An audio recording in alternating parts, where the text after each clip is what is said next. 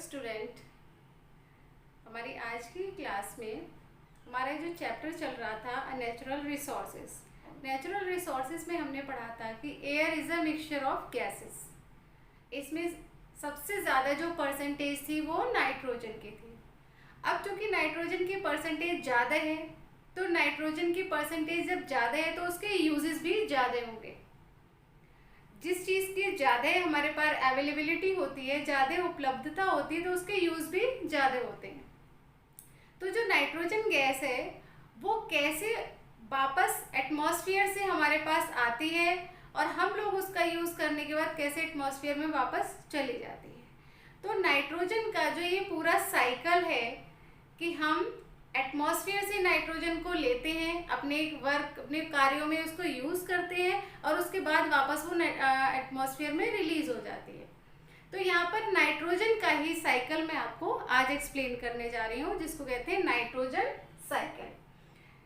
यहाँ पर कुछ स्टेप्स हैं जो मैं आपको क्लियर करूँगी।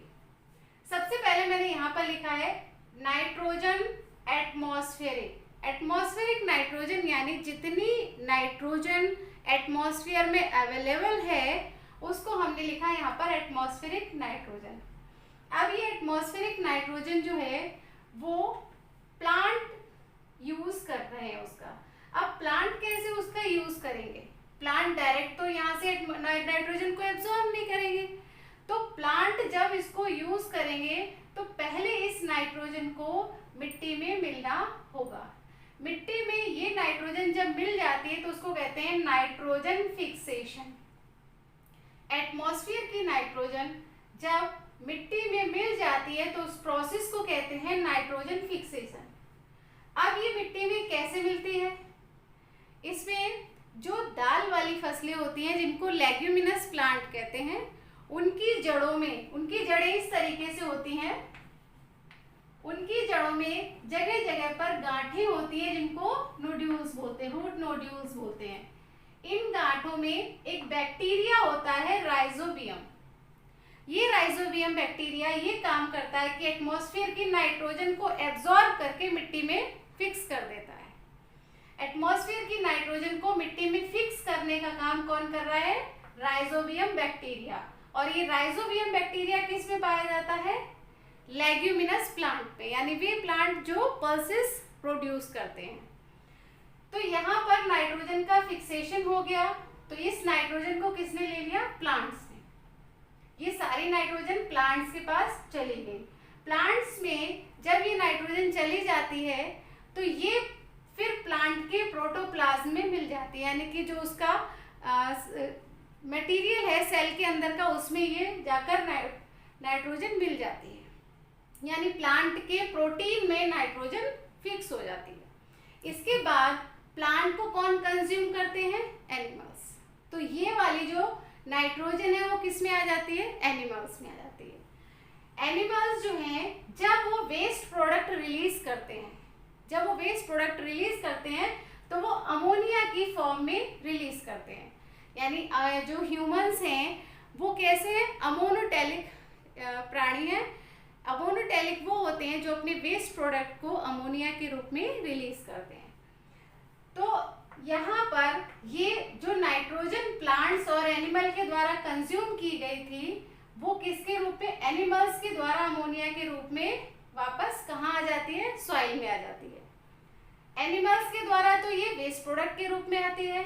और प्लांट्स में जब प्लांट्स डेड हो जाते हैं तो उसका होता है अमोनिफिकेशन, यानी प्लांट्स की जो अमोनिया होती है वो बैसिलस बैक्टीरिया के द्वारा उस मिट्टी में उसको अमोनिया में कन्वर्ट कर देते हैं।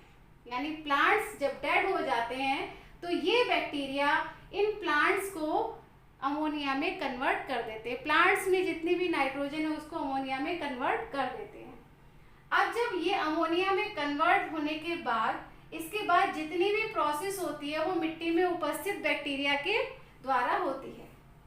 अब यहाँ पर ये अमोनिया जो है वो नाइट्राइट में चेंज हो जाती है। नाइट्राइट में चेंज होने के लिए जो बैक्टीरिया रिस्पॉन्सिबल है उसका नाम है नाइट्रोसोमोनास।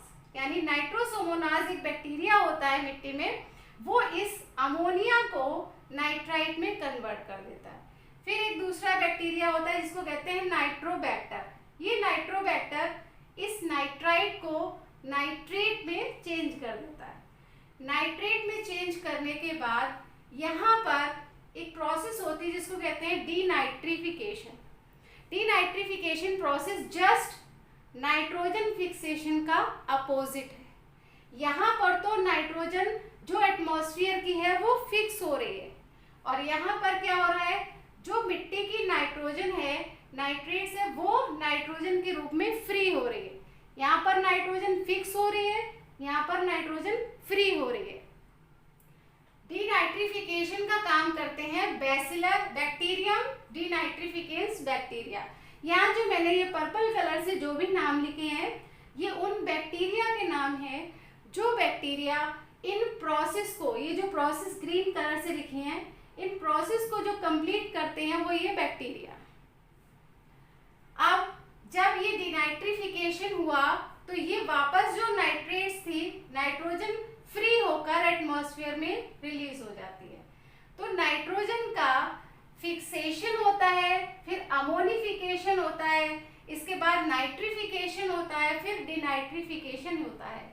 यानी 4 चरणों में, 4 स्टेप में ये नाइट्रोजन जो एटमॉस्फेयर से प्लांट्स लेते हैं, प्लांट से फिर एनिमल्स लेते हैं, एनिमल्स अमोनिया के रूप में रिलीज करते हैं, फिर इसका नाइट्रिफिकेशन होता है, यानी कि नाइट्रेट और नाइट्राइट के रूप में ये मुक्त होती है, और इसके बाद इसका डीनाइट्रिफिकेशन होता है, यानी ये वापस एटमॉस्फेयर में रिलीज हो जाती है।